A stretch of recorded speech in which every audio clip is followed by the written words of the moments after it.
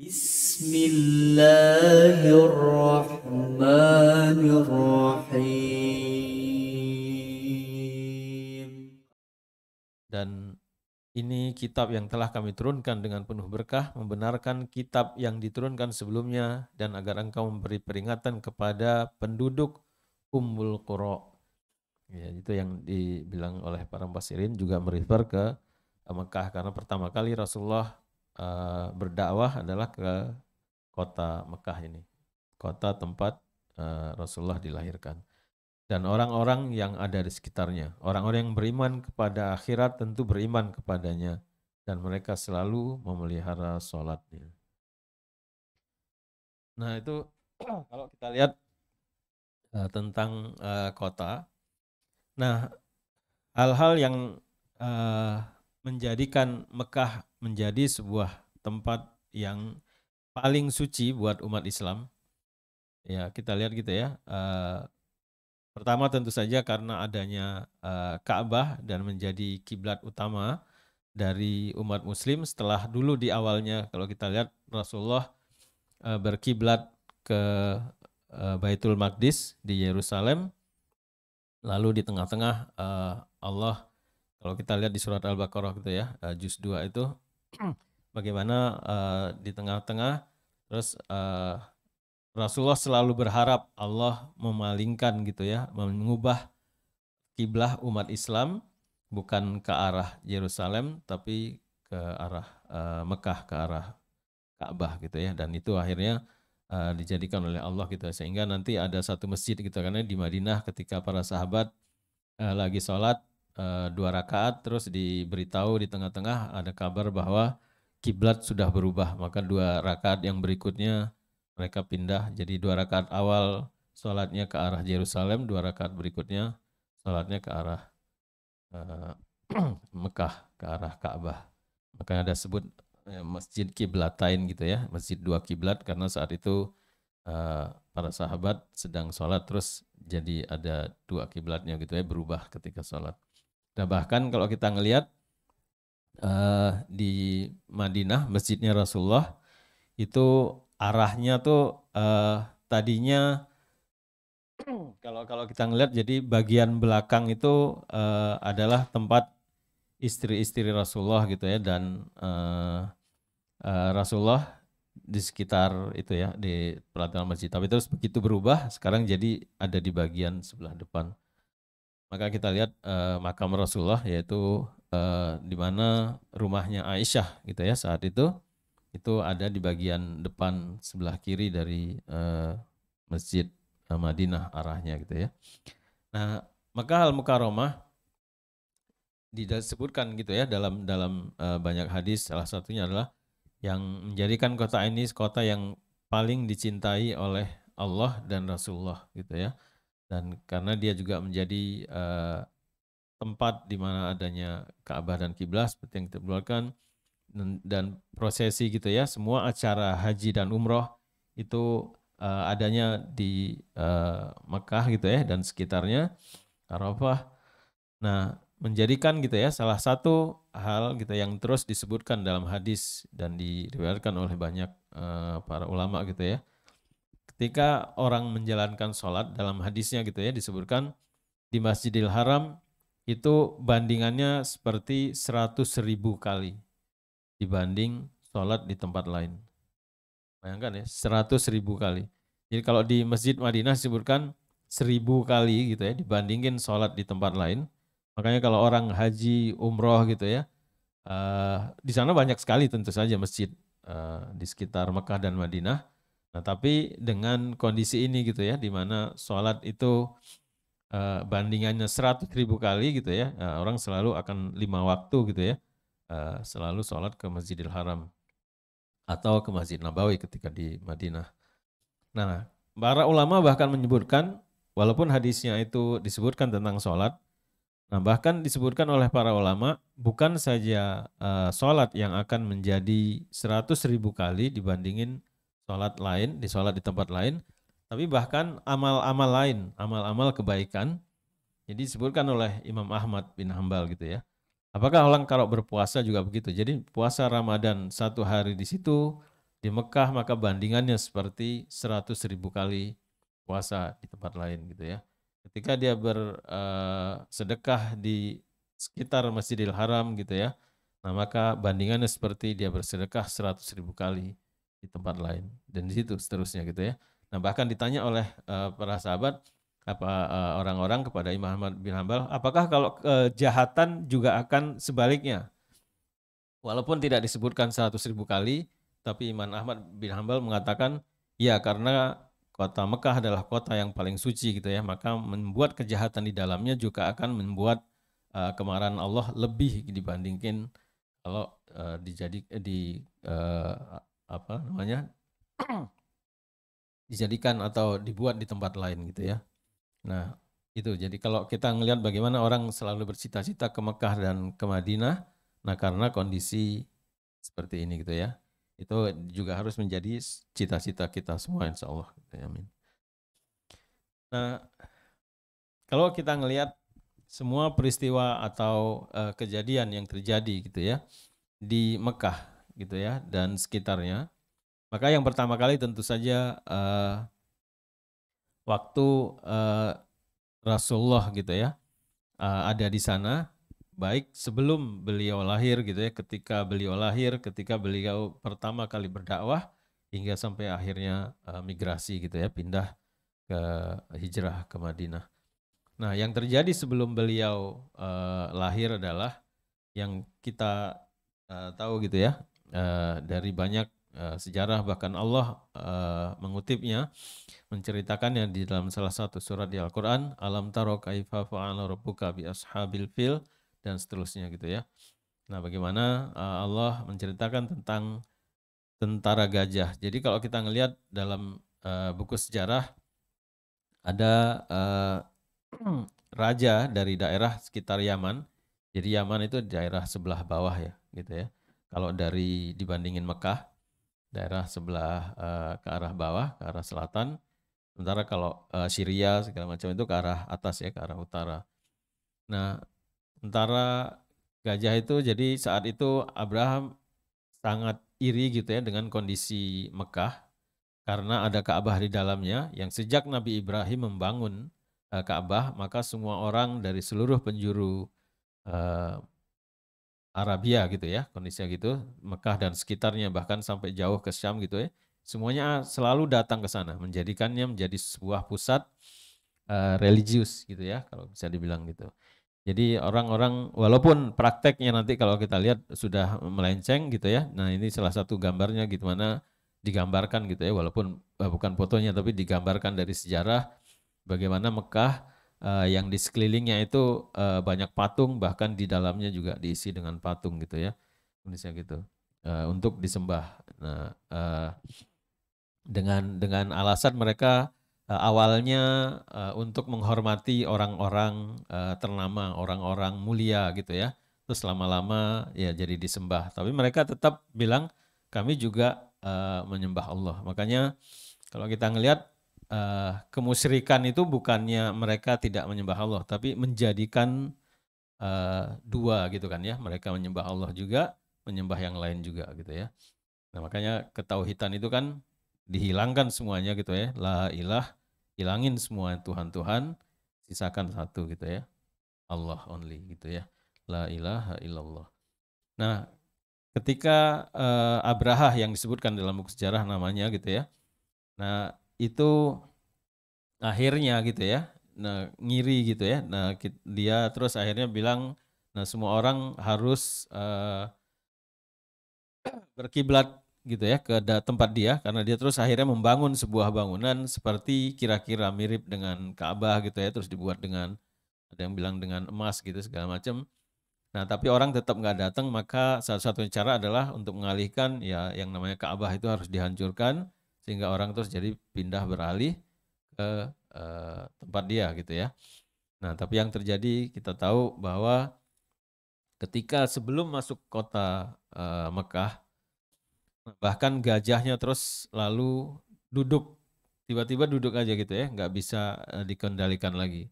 Kalau dia terus diarahkan ke arah yang lain, ke arah Yaman atau ke arah Syria di atasnya, gajahnya jalan lagi. Kemanapun diarahkan dia jalan lagi, kecuali kalau dia diarahkan ke Mekah gitu ya. Nah akhirnya bukan cuma itu, terus Allah mengirimkan burung-burung kecil gitu ya, burung-burung kecil, tapi tiap burung itu membawa apanya kerikil yang terus mematikan gitu ya, satu persatu gitu. Bahkan disebutkan oleh para ulama itu udah ada targetnya gitu setiap batu itu gitu ya, bahkan dibilang gitu ya. Nah siapa? Jadi setiap yang kena mati, setiap yang kena mati gitu ya.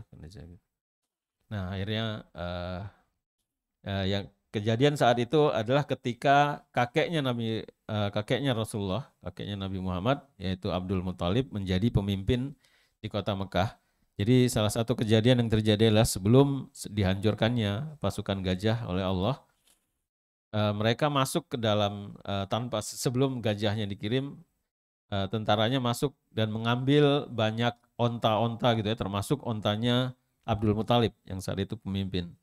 Nah, tapi terus ketika Abdul Muthalib terus menegosiasi gitu ya dengan Abraha, dengan rajanya, terus dia bilangin, ada apa kamu kesini gitu ya, segala macam. Terus Abdul Muthalib bilang, aku ingin mengambil ontaku gitu ya. Nah Abraha bilang, kenapa kamu cuma ngurusin onta kamu gitu ya? Kenapa nggak ngurusin Ka'bah yang mau saya hancurkan gitu ya?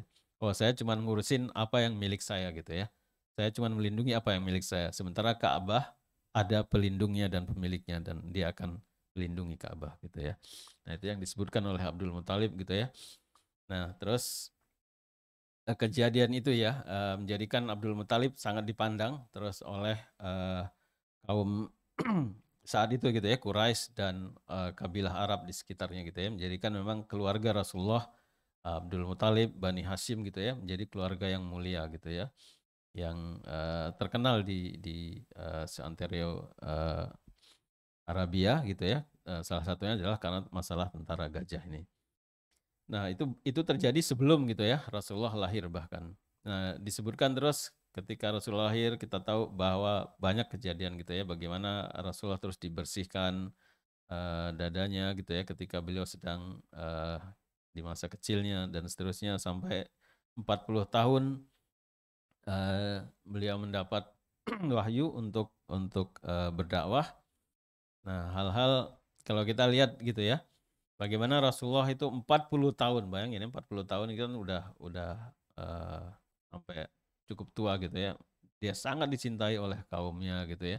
Bahkan orang yang paling terkenal, paling menyayanginya adalah Abu Lahab dan istrinya gitu ya, yang namanya Ummu Jamil. Itu orang paling ganteng dan orang paling cantik di Mekah satunya gitu ya, disebarkan. Makanya dinamain Ummu Jamil. Dan sementara Abu Lahab gitu ya kan bersinar ya artinya. Jadi pamannya itu dan tantenya itu gitu ya, itu dua orang yang mencintainya. Ketika Rasulullah mendapat wahyu terus mendakwahkan la ilaha illallah gitu ya, jangan lagi menyembah berhala. Nah, semua yang mencintainya itu langsung berbalik total gitu ya. Nah, salah satunya adalah itu Abu Lahab dan istrinya yang sampai disebutkan oleh Allah dalam surat Al-Lahab gitu ya. Nah, bahkan yang menarik kan gitu ya. Dulu kan terus dia diolok-olok. Dia masih hidup tapi surat itu udah ada gitu ya. Yang melaknatnya dan menjanjikannya untuk masuk neraka. Nah, terus orang-orang pada bilang, "Lah kamu kan bisa terus membantah kan ayat itu kalau kamu masuk Islam aja gitu ya." Nah, terus ayat itu kan jadi nggak berlaku katanya. Jadi salah tuh Muhammad gitu. Nah, tapi ternyata itu nggak terjadi kan ya. Sampai akhir hayatnya Abu Lahab dan istrinya mati dalam kemusyrikan. Nah, 40 tahun beliau terus akhirnya mendapat wahyu dan berdakwah. 13 tahun kemudian beliau berdakwah dalam kondisi yang sangat sulit. Kita lihat bagaimana tantangan dakwah di Mekah gitu ya di awal-awalnya. Bahkan sampai di akhir-akhir beliau ada di Mekah, Allah menurunkan surat Ar-Rahman gitu ya. Fabi ai ala rabbikuma tukadziban gitu ya. Itu kata-kata yang diucapkan untuk menyatakan bagaimana udah luar biasa bebalnya gitu ya. Orang yang tiap hari didakwahi kok nggak masuk-masuk Islam dan nggak itu ya. Nah, sampai Allah menurunkan surat Ar-Rahman gitu ya. Bagaimana kasih Allah kepada seluruh manusia segala macam gitu ya. neraka, surga gitu ya. Dan di antaranya disebutkan selalu nikmat Tuhanmu mana lagi yang kamu dustakan gitu ya. Babi ai ala rabbikuma tikatiban. Nah, sampai akhirnya terus Rasulullah hijrah ke Madinah. Eh, kita tahu jadi kalau hitungannya 6 Hijriah berarti 6 tahun setelah beliau tinggal di Madinah, itu terjadi sebuah perjanjian yang namanya perjanjian Hudaybiyah yang kita tahu ceritanya yang di surat Al-Fat itu tadi gitu ya. Ketika beliau dan para sahabat ingin menunaikan umroh. Di saat itu tapi terus dihalangi kaum kafir Quraisy yang saat itu udah tinggal Abu Sufyan gitu ya. Dan nggak banyak orang lagi karena sebagian sudah mati di perang Badar, mati di perang Uhud gitu ya. Tapi masih ada orang-orang seperti Khalid bin Walid, Amr bin As gitu ya, bahkan Utsman bin Tolhah ya, bukan Utsman bin Affan ya, Utsman bin Tolhah yang para pemimpin Mekah saat itu yang masih kafir gitu ya. Nah mereka menghalangi sampai akhirnya terus mereka tertahan di sebuah tempat dan terus Rasulullah dan para sahabat gitu ya berjanji bahwa kalaulah gitu ya mereka menyerang atau mereka mengajak perang maka mereka siap walaupun sebenarnya mereka dalam kondisi ingin umroh bukan ingin perang jadi nggak ada peralatan perang yang dibawa oleh mereka gitu ya yang terus terkenal dengan nama ada perjanjian Baitur Ridwan itu di sebuah pohon gitu ya mereka berjanji gitu. Nah perjanjian Hudaybiyah terus terjadi sampai akhirnya kira-kira gitu ya bahkan kita nggak boleh ada lagi perang antara kaum Quraisy dengan Rasulullah dan para sahabat gitu ya. Terus perjanjian-perjanjian berikutnya seperti bukan cuman kita gitu ya antara itu, tapi sekutu kita juga. Waktu itu ada yang namanya Bani Bakar gitu ya dan Bani Khuza'ah gitu ya. Bani Khuza'ah terus berpihak ke Rasulullah dan para sahabat. Bani Bakar berpihak ke kaum Quraisy. Nah, dan seterusnya gitu ya. Kalau nanti ada orang dari Mekah itu lari ke Madinah, maka dia harus dibalikin. Tapi kalau ada orang Madinah lari ke Mekah, nggak usah dibalikin. Perjanjian gitu. Makanya terus para sahabat sampai marah kok kayak gini Rasulullah nggak adil gitu ya. Nah, tapi Rasulullah menerima perjanjian itu. Nah, yang terjadi adalah Bani Bakar gitu ya, yang sekutunya Mekah, terus membunuh gitu ya orang gitu dari Bani Khuza'ah. Nah, karena perjanjian itu terjadi bukan cuma antara orang Madinah, Mekah, tapi juga sekutunya, maka perjanjian itu jadi batal dengan kondisi itu gitu ya. Nah, itu yang terjadi sampai akhirnya terus 2 tahun berikutnya Rasulullah dan para sahabat gitu ya bersiap-siap masuk eh, ke Mekah gitu ya, kondisinya gitu. Nah, ada kejadian yang sangat terkenal waktu itu disebutkan dalam hadis Bukhari. Jadi kalau baca hadis Bukhari itu ada satu hadis yang sangat panjang gitu ya tentang kejadian sebelum Futuh Mekah yang melibatkan seorang sahabat yang namanya Hatib bin Abi Balta'ah. Hatib bin Abi Balta'ah ini adalah salah satu orang yang ikut perang Badar. Nah, kita tahu ya, perang Badar itu cuma ada 300-an orang, 300-an orang. Nah, itu orang-orang utama saat itu. Jadi kalau misalkan gitu ya, bahkan Rasulullah bilang kalau di perang Badar kita habis, maka Islam itu nggak ada gitu ya kondisi gitu. Sampai Rasulullah berdoa seperti itu waktu itu. Nah, Allah takdirkan perang Badar itu sahabat gitu ya, Rasulullah dan para sahabat menangkan peperangan. Nah, salah satu orang yang ada di situ adalah Hatib bin Abi Balta'ah. Nah, perang Badar itu menjadi sebuah tonggak yang luar biasa untuk kaum muslimin ya karena itu menjadi ada atau tidaknya Islam selanjutnya gitu ya. Maka orang-orang yang ikut perang Badar itu juga menjadi orang-orang yang mulia bahkan di antara kaum muslimin. Jadi kalau orang-orang eh, ingin mendahulukan seseorang maka dilihat yang pertama kali adalah setelah Rasulullah dan para sahabat utama yang 10 itu tentunya gitu ya. Nah, ini adalah orang-orang perang Badar. Bahkan kalau kita lihat di salawat-salawat gitu ya, ada salawat yang untuk memuliakan Ahlul Badar gitu kan ya, kondisinya gitu.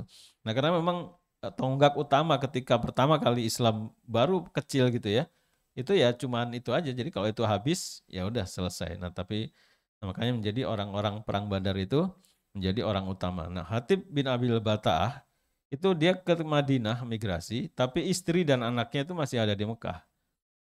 Jadi masih bisa dibully, masih bisa disiksa gitu ya oleh orang-orang Mekah. Maka ketika Rasulullah dan para sahabat ingin masuk ke kota Mekah gitu ya. Udah siap gitu ya berperang. Rasulullah malah berdoa gitu ya, Allah jangan sampai rahasia ini bocor ke Mekah gitu ya, bahwa kami akan masuk ke Mekah gitu ya. Nah, tapi yang terjadi adalah Hatib bin Abil Bata'ah tahu kondisi ini, dia mengirim seorang perempuan yang terus dia kasih sebuah surat. Suratnya itu dimasukkan ke sanggulnya gitu ya, diceritakan gitu, sanggulnya gitu. Nah, tentu aja terus pakai pakai jilbab dan segala macam gitu kan. Nah, dia dikirim naik kuda gitu ya untuk ngasih tahu orang Mekah. Nah, dengan harapan dia jadi bisa bergen dengan orang Mekah. Istrinya dan anaknya dilindungi, tapi ini saya kasih tahu, nih saya bocorin gitu ya, kondisinya gitu, kira-kira gitu. Nah, Rasulullah mendapat wahyu gitu ya. Nah, bahwa ada Hatib bin Abi Batah yang membocorkan ini, maka beliau mengirim Ali bin Abi Thalib dan Zubair bin Awam. Itu dua orang utama ya. Padahal cuma mengejar seorang perempuan gitu ya. Tapi karena kondisi yang luar biasa genting ini kan ya. Yang dikirim itu dua orang utama dari pasukan muslim. Zubair bin Awam dengan Ali bin Abi Thalib. Nah, terus ketemu di suatu tempat gitu ya dengan perempuan ini. Nah, dicari semuanya gitu ya, kudanya, sampelnya, barang-barangnya semuanya dibongkar, nggak ada surat ini. Terus Ali bilang, Rasulullah nggak mungkin berbohong dan kami juga nggak berbohong gitu ya, kondisinya gitu. Maka saya bilang gitu ya, kalau kamu nggak kasih surat itu, saya akan telanjangi kamu, kira-kira kayak gitu. Dibuka semuanya gitu ya. Nah, akhirnya dikeluarkanlah gitu ya dari sanggulnya, dikasih surat itu deh ya, dan kondisinya gitu. Dan dipanggillah terus di Baltah ini, kalau dia dipanggil gitu ya, dia menceritakan kondisi yang tadi gitu ya, bahwa istri dan anaknya itu ada di Mekah. Nah, sampai akhirnya Umar bilang, biar aku penggal lehernya Rasulullah gitu ya, karena dia udah berkhianat. Nah, terus terkenal hadis itu kan ya di Bukhari itu. Bahkan dibilang oleh Rasulullah, bahkan ketika gitu ya perang Badar itu terjadi, maka Allah itu mewahyukan kepada orang-orang yang ahlul Badar itu, berbuatlah sesukamu, sesungguhnya dosamu udah kamu ampuni gitu ya. Kira-kira gitu. Nah, itu bagaimana terus Rasulullah nggak diapain akhirnya Hatib bin Al-Batah gitu ya. Dalam kondisi yang luar biasa genting itu dia membocorkan sesuatu karena kondisi yang luar biasa juga dulu dia gitu ya. eh, Bersama Rasulullah di perang Badar gitu ya. Nah, Hatib bin Abi Batah ini terus nggak diapain. Nah, tapi terus kita lihat akhirnya Futuh Makkah itu terjadi. Jadi tanpa ada orang-orang yang Mekah yang bersiap-siap dan bahkan saat itu juga mereka memang sudah nggak banyak lagi gitu ya. Tinggal Abu Sufyan gitu ya dan beberapa orang, Ikrimah bin Abi Jahal gitu ya yang menjadi pemimpinnya. Yang lain sebagian seperti tadi Khalid bin Walid, Amr bin As gitu ya. Utsman bin Talha itu sudah masuk Islam ketika terjadi perjanjian Hudaybiyah, antara perjanjian Hudaybiyah dengan Futuh Mekah, mereka masuk Islam gitu ya. Jadi sekarang udah penduduk Mekah yang dulu pindah ke Madinah gitu ya, udah jauh lebih banyak gitu ya, dan banyak orang-orang penting gitu ya, orang-orang bahkan panglima-panglima yang sekarang sudah masuk Islam, sehingga Futuh Mekah itu terjadi tanpa, seperti bisa dibilang tanpa ada perlawanan gitu ya. Ada perlawanan kecil yang dibuat tapi terus langsung bisa dipatahkan, sehingga Rasulullah masuk ke Mekah gitu ya, dengan memuliakan Abu Sufyan yang saat itu menjadi pemimpinnya gitu ya. Nah, siapa yang masuk ke rumah Abu Sufyan maka dia aman. Siapa yang tinggal di dalam rumahnya maka dia aman. Siapa yang masuk ke Masjidil Haram maka dia aman gitu ya. Nah, kalau kita lihat terus akhirnya Rasulullah masuk ke Mekah, pertama kali tentu saja ke daerah Ka'bah dan sekitarnya, menghancurkan berhala-berhala dan menyuruh Bilal untuk azan di atasnya gitu ya. Nah, menjadikan Mekah menjadi kota Islam, dan setelah itu Rasulullah gitu ya, dari Allah seperti di surat itu ya di Al-Baqarah itu, menjadikan Mekah dan Madinah haram gitu ya untuk orang-orang yang bukan Islam. Banyak hal yang diharamkan itu ya, nggak boleh membunuh binatang buruan, nggak boleh merusak pohon-pohon gitu ya. Nah, menjadikan kotanya disebut kota haram gitu ya, karena banyak haram yang banyak hal-hal yang diharamkan di dua kota tersebut gitu ya. Nah, selain itu juga nggak bolehnya orang non-Muslim gitu ya masuk kedua kota itu. Jadi kalau dulu pernah dengar gitu ya, bagaimana ada arsitek atau apa gitu ya yang membantu pembangunan di kedua kota ini, terus dia harus pakai helikopter, harus dari jauh gitu ya, remote gitu ya. Nah, untuk menghalangi mereka masuk. Nah, peristiwa yang terus terjadi jauh setelah Rasulullah wafat adalah yang sangat terkenal gitu ya. Kalau kita membahas Mekah di buku-buku tentang Mekah gitu ya, pasti ada sahabat Abdullah ibnu Zubair gitu ya.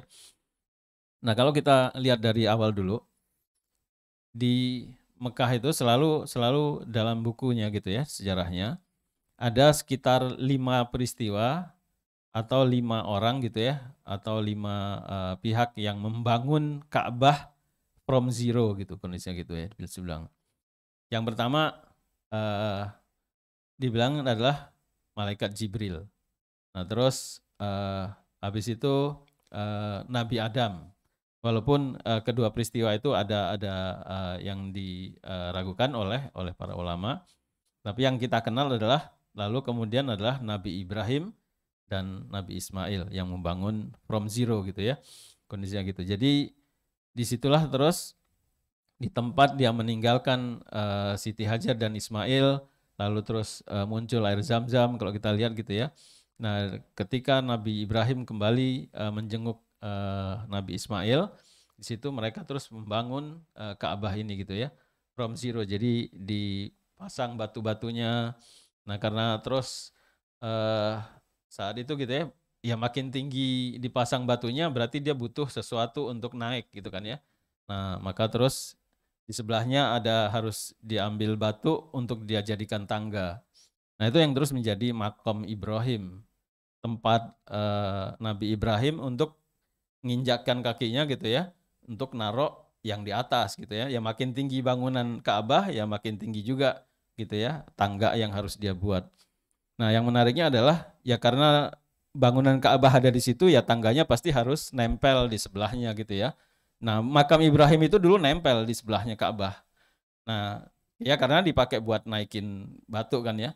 Nah, tapi terus di zaman Umar, karena ketika orang takwaf itu menghalangi, sebenarnya itu kan bukan bagian dari ritual gitu ya. Itu dulu sempat buat tangga doang. Cuman karena ya Nabi Ibrahim yang membawa itu, ya dijadikan tempat bersejarah gitu ya.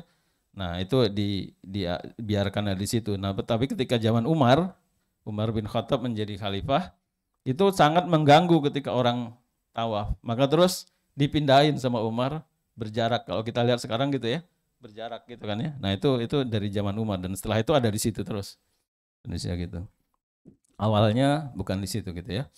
Nah, terus gitu ya. Kondisi ini ada terus Ka'bah sampai gitu ya, zaman ya khalifah-khalifah itu terus mereka rata-rata bukan membangun Ka'bah, Ka'bahnya tetap dalam kondisi itu gitu ya, memperbaiki atau segala macam, dan paling banyak adalah khalifah adalah memperluas Masjidil Haram. Dulu Ka'bah itu ya kayak ada satu rumah, terus di sekitarnya banyak rumah gitu ya. Nah, tapi terus para khalifah bilang kayaknya kurang terlindungi, terus akhirnya maka terus dibangun tembok di sekitarnya. Sampai sekarang kalau kita ngelihat bukan tembok lagi itu ya, udah jadi seperti sebuah bangunan khusus gitu ya, Masjidil Haram mengelilingi Ka'bah itu. Nah, nah tapi terus kalau kita ngelihat sampai ketika seluruh Khulafaur Rasyidin wafat gitu ya, Ka'bah itu tetap ada. Dan ketika terus terjadi pergantian gitu ya, political gitu ya, pemimpin itu waktu itu dari zaman kekhalifahan Rasyidin terus berubah ke Muawiyah gitu ya, Bani Umayyah. Yang pertama adalah Muawiyah bin Abu Sufyan. Nah, yang terus dia membuat gitu ya, kotanya itu ibu kotanya di Syam ya, di Damaskus sekarang ini. Nah, terus ketika dia terus meninggal, digantikan oleh anaknya Yazid bin Muawiyah. Nah, itu yang menjadikan terus para sahabat gitu ya, yang saat itu udah tinggal generasi cucu ya. Jadi kalau kita ngelihat cucu-cucu sahabat utama itu masih ada, sebagian masih ada sahabat. tapi udah sangat tua gitu ya. Nah, mereka sangat tidak setuju dengan digantikannya dengan Yazid bin Muawiyah karena saat itu masih ada yang namanya Husain bin Ali gitu ya. Ada Abdullah bin Umar, ada Abdullah bin Abbas, ada Abdullah bin Zubair yang orang-orang utama gitu ya, yang sahabat-sahabat utama dan anaknya sahabat utama yang jauh lebih pantas untuk menjadi pemimpin dibandingkan Yazid saat itu. Nah, makanya terus salah satu yang terjadi adalah kalau waktu itu kita bahas tentang Madinah, bagaimana penduduk Madinah sebagian gitu ya, Abdullah bin Hanzalah waktu itu kalau kita lihat melawan gitu ya kondisi itu, mereka tidak mau berbaiat dengan Yazid bin Muawiyah. Lalu terus Yazid mengirim pasukan ke Madinah dan memusnahkan gitu ya mereka gitu, sampai akhirnya itu jadi ada peristiwa tertentu, mereka dikuburkan di tempat tertentu di Baqi gitu ya, kondisi gitu, Hara itu yang dulu kita bilang. Nah, ribuan orang meninggal saat itu. Nah, pasukan yang waktu itu memberantas itu terus dikirimkan ke sahabat yang juga mereka nggak mau berbaiat di Mekah gitu ya. Nah, saat itu sahabat-sahabat yang ada di Mekah yang kabur dari, yang lari dari Madinah adalah mereka tadinya tinggal di Madinah adalah Abdullah bin Zubair gitu ya, Husain bin Ali, nah dan seterusnya gitu ya. Husain bin Ali akhirnya kita tahu gitu kan ya, dia diundang oleh penduduk Kufah untuk menjadi pemimpin di sana, tapi terus yang terjadi di tengah jalan penduduk Kufahnya nggak bantuin lagi gitu ya. Nah, dia ketemu dengan pasukan dari gitu ya, Yazid bin Muawiyah, terjadilah peristiwa yang Karbala itu dan beliau terus akhirnya wafat di sana gitu ya. Nah, Abdullah bin Zubair lalu oleh penduduk Madinah dan oleh sebagian besar gitu ya, saat itu kaum muslimin diangkat menjadi khalifah. Dia menjadikan Mekah sebagai pusat kotanya gitu, dan dia ada di Mekah terus. Nah, saat itulah gitu ya, Yazid terus setelah melawan orang-orang Madinah yang waktu itu melawan kekhalifahannya, mengirimkan pasukan ke Mekah dan gitu ya, ingin memusnahkan, mengalahkan Abdullah bin Zubair dengan pasukannya. Yang terjadi adalah ya karena Mekah isinya Ka'bah, ya udah banyak hal yang rusak di situ. Salah satunya adalah Ka'bah itu sendiri gitu ya. Ka'bah itu terbakar karena waktu itu ada kainnya gitu ya, kondisinya gitu. Nah, sampai akhirnya kalau ada burung duduk di atas Ka'bah misalnya gitu, itu jadi serpian-serpian itu jadi hancur gitu, kondisinya gitu. Nah, akhirnya yang terjadi adalah Abdullah bin Zubair meratakan itu gitu ya, kondisinya gitu. Jadi membangun lagi from zero gitu, kondisinya gitu. Nah, kondisi itu yang terjadi gitu ya. Maaf sebelum itu sebenarnya kaum Quraisy juga membangunnya dari zero saat itu karena ada kejadian yang membuat Ka'bah rusak gitu ya. Nah, terus dibangun oleh kaum Quraisy gitu ya sebelum Rasulullah menjadi itu ya, Rasul, kondisinya gitu. Nah, yang berikutnya adalah Abdullah bin Zubair. Nah, dia membangun dari zero dan dia terus mengikuti hadis Rasulullah, kondisinya gitu ya. Hadis Rasulullah yang diriwayatkan di Bukhari gitu. Rasulullah awalnya gitu ya, ketika masuk di Futuh Mekah itu melihat bangunan Ka'bah yang tidak seperti yang diinginkan atau yang dibangun oleh Ibrahim gitu ya, Nabi Ibrahim dan Nabi Ismail. Nah, kejadiannya adalah kenapa Rasulullah kok jadinya seperti itu dibangun oleh Quraisy gitu ya? Ya karena mereka kurang dana gitu ya, kondisinya gitu. Nah, ini yang sebelah kanan Ka'bah in the time of Quraisy ini.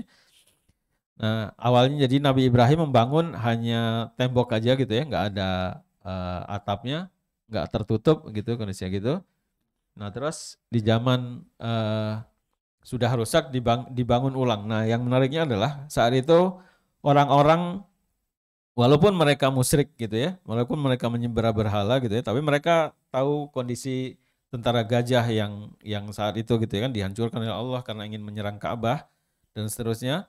Nah, mereka ketika ingin membangun ulang Ka'bah takut gitu ya. Ini kalau nanti saya rusak, maksudnya dihancurin dulu gitu, apakah akan terjadi sesuatu?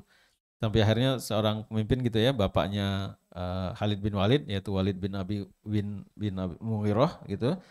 Nah, dia yang pertama kali meruntuhkan Ka'bah, terus ketika orang ngelihat oh nggak terjadi apa-apa gitu ya, maka terus semua orang mengikuti. Nah, yang menarik adalah terus mereka mengumpulkan uang untuk membangun Ka'bah, tapi karena mereka tahu Ka'bah ini suci gitu ya. Dan mereka tuh nggak semua uang yang mereka punya itu uang-uang yang benar gitu. Ada uang dari berjudi, ada uang dari pelacuran, uang segala macam.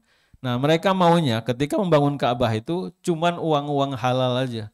Uang-uang dari hal-hal yang baik aja yang boleh. Makanya terus Rasulullah bilang ketika ditanya gitu ya, kenapa kok Quraisy membangunnya kayak gitu ya? Ya karena kurang dana gitu ya. Karena yang waktu itu cuman bisa dikumpulin uang-uang yang halal aja kira-kira gitu ya. Nah, bangunan yang setengah lingkaran itu sebenarnya harusnya adalah bagian dari Ka'bah. Kalau kita ngelihat di zaman Nabi Ibrahim nggak ada itu gitu ya, karena memang seperti itulah gitu ya, Ka'bah ada 2 pintu, terus bangunannya satu gitu ya, kayak gitu. Nah terus karena waktu Quraisy itu kurangan dana, jadi cuman mereka bisa bangun cuman sampai segitu, sisanya cuman dibangun gitu aja setengah lingkaran. Bisa gitu. Jadi sebenarnya itu semuanya adalah satu. Makanya terus ketika Abdullah bin Zubair membangun ulang, dia bangun seperti yang diibaratkan oleh hadis Bukhari itu ya.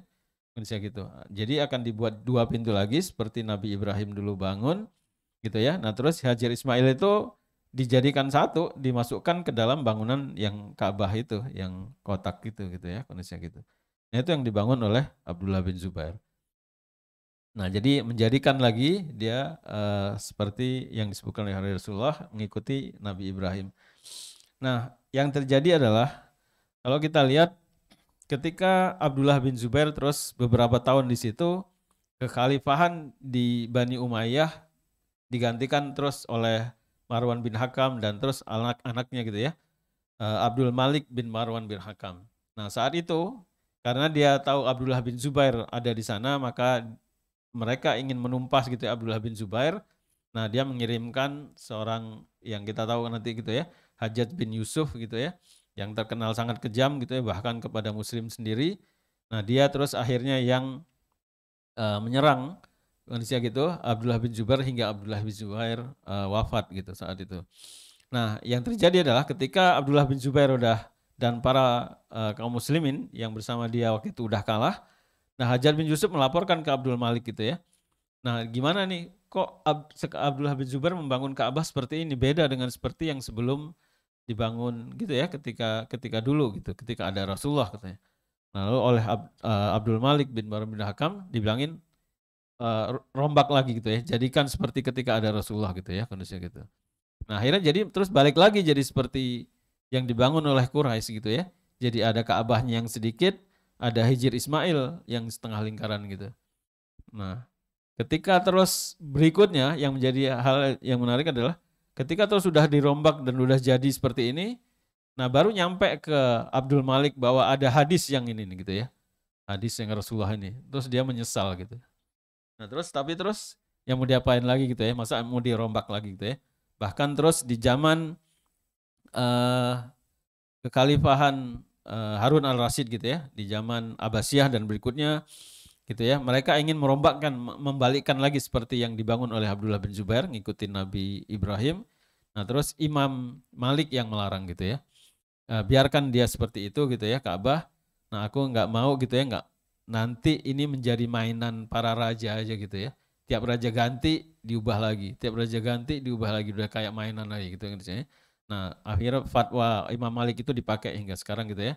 Nggak boleh diapain lagi gitu ya. Ka'bah udah biarin seperti itu walaupun itu bukan seperti yang diinginkan oleh Rasulullah dan bukan seperti yang dibangun oleh Nabi Ibrahim. Jadi cuman jadi catatan aja bahwa Hijr Ismail, nah ini yang dibilang Hijr Ismail itu, yang setengah lingkaran itu adalah bagian dari Ka'bah.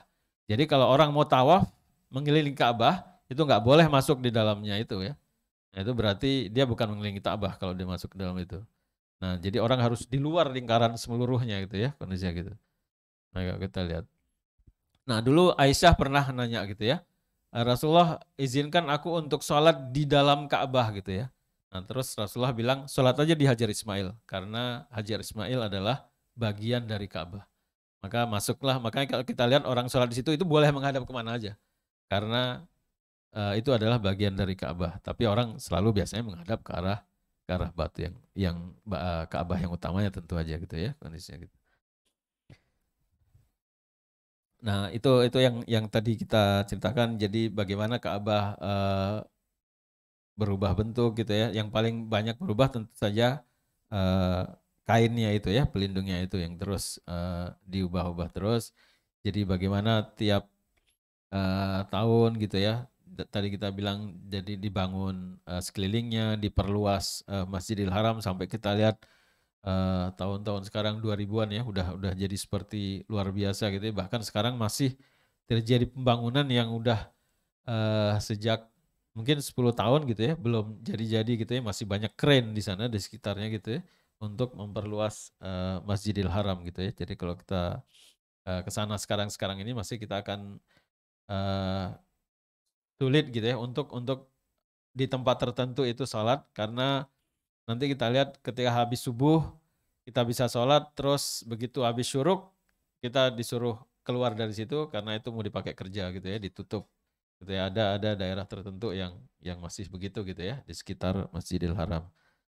Nah, bahkan sekarang di dalam sekitar Ka'bah itu yang boleh masuk ke situ orang cuman yang pakai eh, nah itu ya apa namanya ihram ya orang yang jadi harus ihram. Jadi untuk memastikan sebenarnya cuman orang yang sedang melakukan umroh aja gitu ya atau kalau lagi musim haji atau haji itu yang melakukan tawaf di sekitar gitu ya pas di sekitar Ka'bah gitu ya.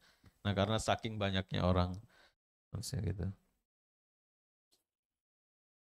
Nah, jadi kalau kalau kita lihat tadi ini tentu aja kalau nanti haji atau umroh gitu ya kita ngelihat ini yang nomor 7 ini yang kita bilang tadi makam Ibrahim gitu ya. Yang tadinya adanya sebenarnya nempel dengan Ka'bah dan menjadi pijakan Nabi Ibrahim untuk naikin batu-batu ke atasnya. Terus digeser oleh Umar bin Khattab radhiyallahu an gitu ya ketika di zamannya untuk memudahkan para jamaah mengelilingi Ka'bah. Nah, bahkan kalau kita lihat sekarang saking banyaknya orang gitu ya, kalau kita ketemu ini juga kan, wah itu berdesakannya di sekitar tempat-tempat yang itu gitu ya. Atau nomor satu gitu ya, Hajar Aswad gitu ya. Nanti kita lihat sendiri khusus tentang Hajar Aswad. Nah, nomor 5 yang kita bilang Hijr Ismail, itu batu-batu yang dibangun oleh Nabi Ismail, kan dinamain dengan nama khusus gitu ya, karena dia dulu yang ngambil batu-batunya. Nah, kiswah gitu ya, disenamain untuk penutupnya dan seterusnya. Pintu Ka'bah kalau kita lihat sekarang cuma ada satu ya di sebelah itu yang dekat dengan apa namanya Hajar Aswad. Nah, makam Ibrahim yang nanti kita lihat. Jadi kalau kalau di dalamnya ini yang dikeluarkan oleh eh, negara Arab Saudi ya untuk ngasih tahu orang-orang ini dalamnya kayak gini gitu ya kondisinya kayak gitu.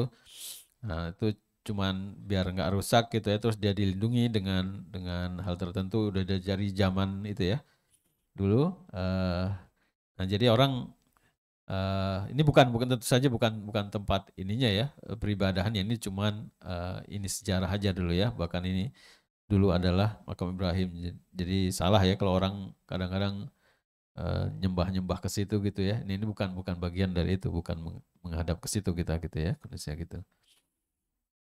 Nah, sama ya dengan Hijr Ismail yang tadi kita baca itu adalah bagian dari Ka'bah. Jadi kalau kita lihat kaum muslimin ketika bertawaf, maka bertawafnya adalah di luar Hijr Ismail gitu ya, di luar Ka'bah itu sendiri.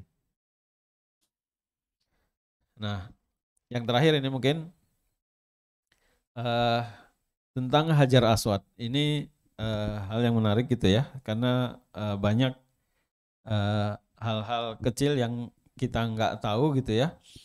Nah, Hajar Aswad adalah kalau dibilang gitu ya, dibahas oleh para ulama itu salah satu-satunya batu itu ya yang masih ada sejak zaman Nabi Ibrahim sampai sekarang itu cuman itu aja. Sementara bangunan Ka'bah sendiri kan sudah beberapa kali gitu ya berganti, dibangun dari ulang, kafir Quraisy membangun dari ulang, Terus Abdullah bin Zubair bangun bait orang. Jadi batu yang dulu zaman Nabi Ibrahim itu udah nggak ada lagi untuk bangunan Ka'bah. Tapi Hajar Aswad, batu hitam itu gitu ya, itu masih ada. Nah, tapi kondisinya, nah kita lihat sekarang ketika suku Zumhur itu ketika sebelum Quraisy ada di situ ya. Zumhur itu adalah suku yang bertemu dengan Siti Hajar gitu ya. Nah, terus mereka pertama kali ketika mereka lewat situ melihat kok ada air di sini ya, cuman ada ibu sama anaknya. Boleh nggak kita tinggal di sini dan seterusnya. Akhirnya mereka lah terus yang menjadi penduduk awal Mekah gitu ya, membangun kota itu. Itu yang disebut dengan suku Zumhur. Nah, eh, itu mereka salah ya. Jadi saat itu sudah ada bangunan Ka'bah. Jadi bangunan yang dibangun oleh Nabi Ibrahim dan Ismail sudah ada. Nah, suku Zumhur akhirnya terus menetap di situ. Nah, yang terjadi adalah mereka memindahkan batu gitu ya, yang kita sebut dengan Hajar Aswad itu dari tempatnya.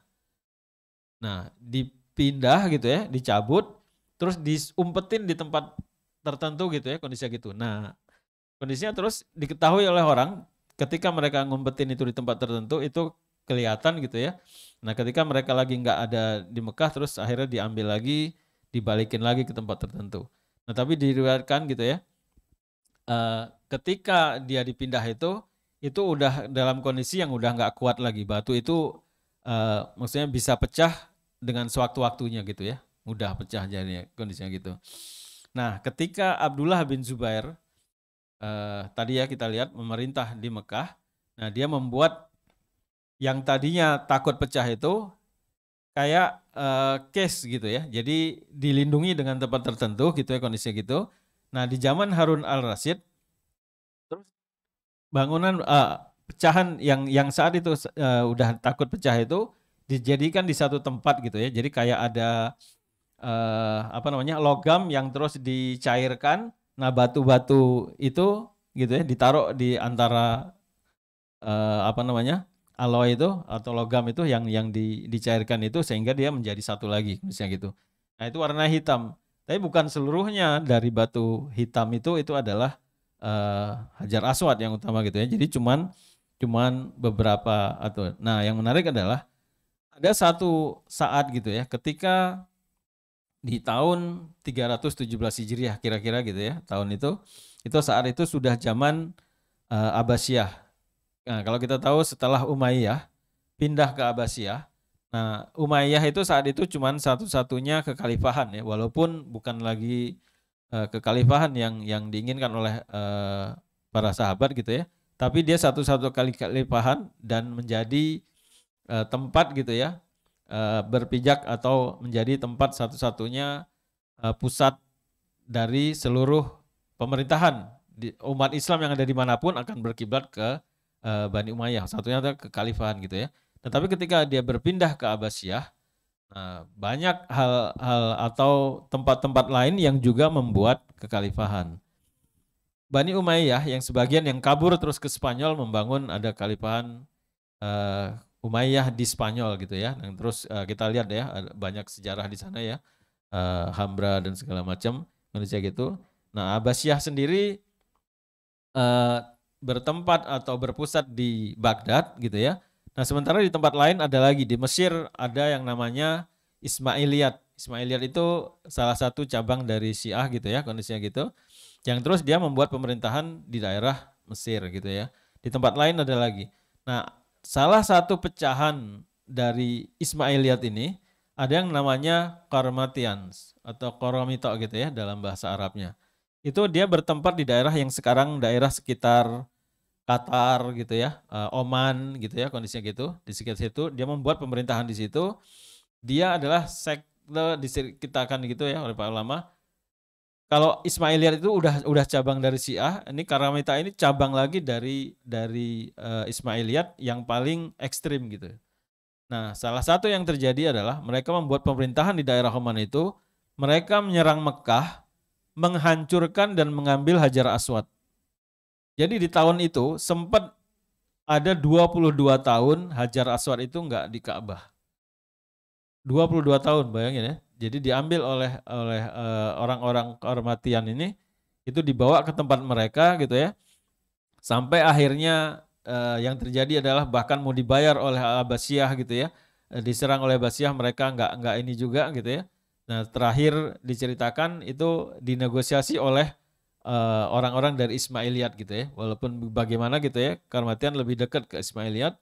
Nah, terus akhirnya diserahkan gitu ya, kondisinya gitu. Kira-kira gitu. Baru akhirnya balik. Nah, dalam kondisi ketika balik itulah Hajar Aswad itu udah nggak utuh. Udah tinggal pecahan-pecahan sedikit gitu ya. Bahkan kalau sekarang itu, kalau kita lihat yang dijadikan satu itu sudah tinggal mungkin diceritakan oleh para ulama sekitar 7 cuman pecahannya. Yang bisa kelihatan mata itu cuman 3, yang lain udah kecil-kecil nggak kelihatan lagi. Jadi bukan semua yang hitam itu Hajar Aswad, tapi tinggal serpihan itu aja tuh. Pecahan 3 itu gitu ya, yang merupakan bagian dari Hajar Aswad yang dulunya.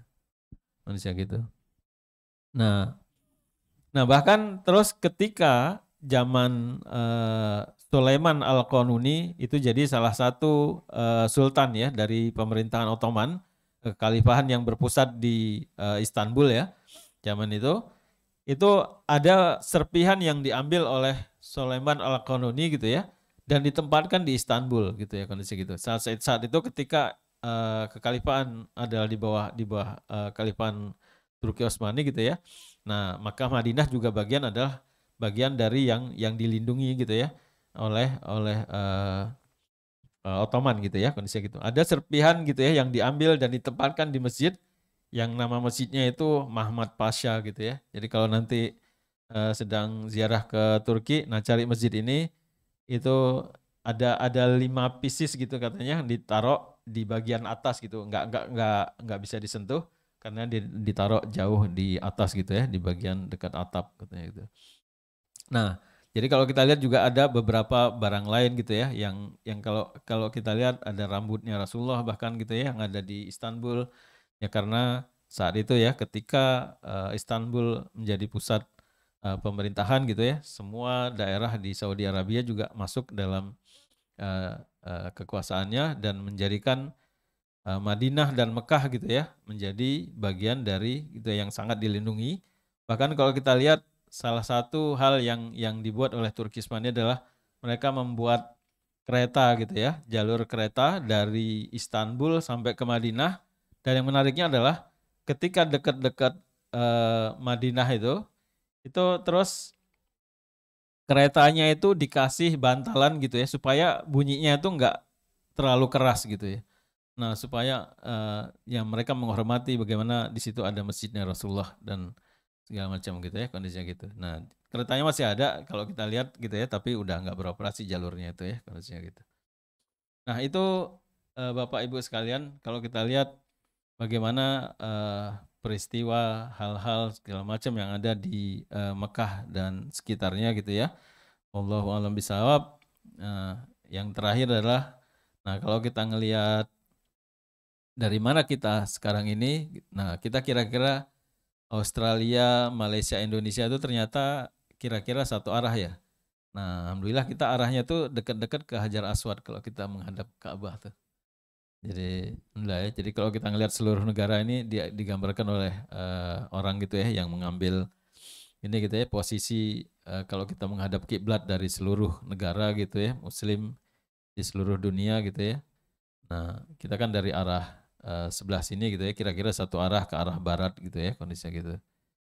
Ketika menghadap Ka'bah. Allahumma salab. Bila taufiq wal hidayah. Assalamualaikum warahmatullahi wabarakatuh. Waalaikumsalam warahmatullahi wabarakatuh.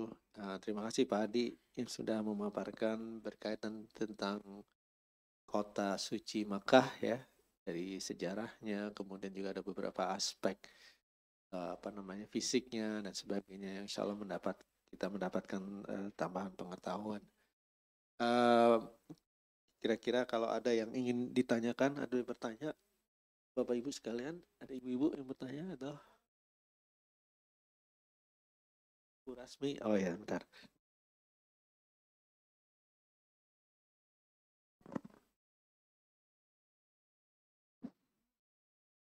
Assalamualaikum warahmatullahi wabarakatuh. Yang Yang saya mau tanyakan itu tadi dijelaskan bahwa apa namanya tempat berdirinya Nabi Ibrahim dengan Ismail waktu membangun Ka'bah itu tempatnya itu dekat dengan Ka'bah gitu kan. Terus dipindahkan oleh Umar waktu Khalifah Umar. Kemudian yang ingin saya tanyakan juga tentang itu kan diceritakan juga tadi tentang Ismail, ceritanya bahwa air Zam-Zam itu sekarang itu kan dekat sekali dengan Ka'bah gitu kan. Sedangkan air Zam-Zam itu adalah keluarnya dari menurut sejarahnya keluarnya dari kakinya Ismail waktu awalnya. Nah, kaki Ismail itu kan itu antara Safa dan Marwa gitulah. Di salah satu tempat di antara Safa Marwa. Kenapa kok sekarang Safa Marwa itu jauh sekali dari air Zam-Zam itu? Apa sejarahnya itu? Kalau ada di mana gitu ya kondisinya gitu. Yang jelas ada di bawah itu kan. Sekarang posisinya semuanya ada di bawah bangunan yang kita biasa kalau di Masjidil Haram gitu kan ya. Nah kalau kita lihat memang di sekitar situ kan Ibu, Safa Marwa gitu ya kondisinya gitu. Ada di sekitar situ kondisinya gitu. Jadi ketika Siti Hajar itu kalau diceritakan dulu kan ya, dia meninggalkan Ismail di tempat tertentu. Nah terus Siti Hajarnya lari ke daerah bukit gitu kan ya kondisinya gitu. Nah yang sekarang jadi Safa Marwa udah nggak kelihatan lagi gitu ya kita karena udah di dalam gitu ya kondisinya gitu cuman kelihatan tanjakan aja kalau kita itu juga kalau dari lantai tertentu ya lantai tapi aja gitu ya lantai tertentu yang kita bisa nanjak ke atas terus nanjak ke bawah gitu ya dengan Safa Marwanya. Nah Siti Hajar kan meninggalkannya di tempat tertentu gitu ya. Ya kira-kira ya seperti yang sekarang ini. Itu dipastikannya di sebelah mana juga kan ada di bawah ya. Saya nggak pernah ngelihat langsung sih sebelah mana air matanya dari Zam-Zam itu. Tapi ya kira-kira kalau saya lihat ya benar di sekitar situ. Dan memang itu suatu mujizat ya luar biasa sampai sekarang air Zam-Zam itu masih mengalir gitu ya dari zaman ketika Allah gitu ya memunculkan di zaman Nabi Ismail. Masih gitu. Kita Ya, aja mungkin. karena seharusnya tentu air Zam-Zam itu paling tidak entah di Safa atau di Marwa gitu kan. Ini Safa Marwa itu malahan jauh dari kalau sekarang gitu kan. Itu jauh dari air Zam-Zam yang kita dapat kunjungi di Mekah itu ada di Masjidil Haram itu. Di bawahnya ya. Ya itu mungkin perlu dicek lagi karena Siti Hajar kan nggak meninggalkannya di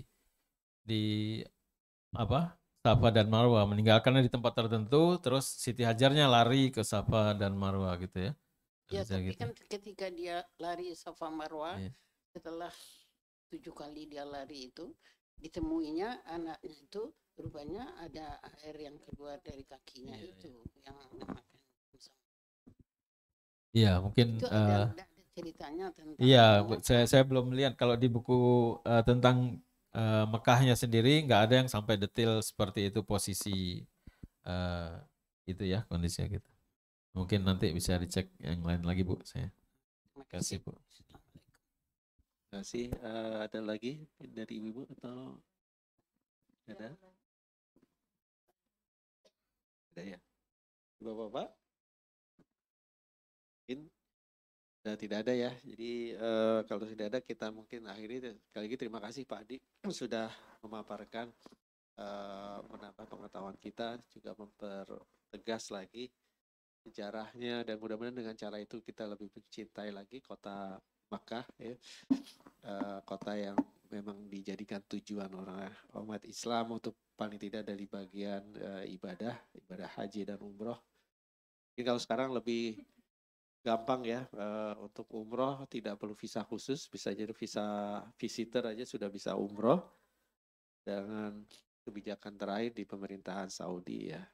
Jadi mungkin kalau dalam perjalanan naik Saudi Air ke Eropa atau ke negara lain itu bisa transit di Saudi, dapat fasilitas visa kunjungan dan juga bisa umroh in the between ya, dan sekarang lebih mudah lagi. Insya Allah mudah-mudahan membuat kita jadi lebih semangat lagi, dan tiketnya juga tidak mahal-mahal amat sekarang ya. Tapi kalau yang haji masih susah ya Pak Adi ya. Kalau untuk negara dari Eropa, dari Amerika itu sistemnya dibedakan dibandingkan beberapa tahun yang lalu. Kita dimudahkan sekali, sekarang dibedakan sehingga akan lebih challenging lagi untuk teman-teman yang akan berhaji dari Australia khususnya.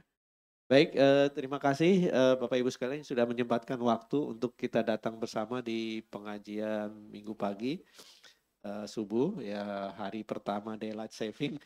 Mungkin sebagian kita atau saya sendiri juga agak miss timingnya, tapi mudah-mudahan minggu depan kita bisa lebih lebih jelas lagi ya, tidak sampai miss lagi waktunya insya Allah, dan kita lanjutkan program kita seperti biasa. Jazakumullah khairan katsiran. Masih kita akhiri dengan doa kafaratul majelis. Bismillahirrahmanirrahim. Subhanakallahumma bihamdika asyhadu an la ilaha illa anta astaghfiruka wa atubu ilaik. Wassalamualaikum warahmatullahi wabarakatuh.